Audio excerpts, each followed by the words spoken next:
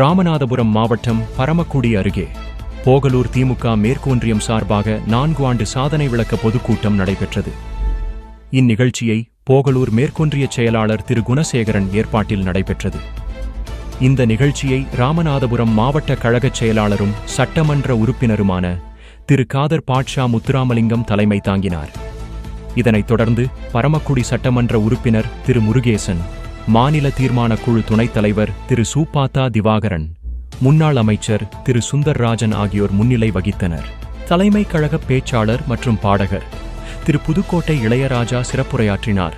நிகழ்ச்சியில் முன்னாள் ஒன்றிய பெருந்தலைவர் திரு சத்யாகுண சேகரன், ஒன்றிய செயலாளர் திரு கிருஷ்ணமூர்த்தி, பரமக்குடி நகர்மன்றத் தலைவர் திரு சேதுகருணாநிதி, பொட்டிதட்டி முன்னாள் ஊராட்சி மன்றத் தலைவர் திரு சரவணன், பரமக்குடி தெற்கு நகர் இளைஞரணி அமைப்பாளர் திரு துரைமுருகன் உள்ளிட்ட ஒன்றிய நகரக் கழகச் செயலாளர்கள், ஒன்றிய நிர்வாகிகள் மற்றும் பொதுமக்கள் என ஏராளமானோர் கலந்து கொண்டனர்.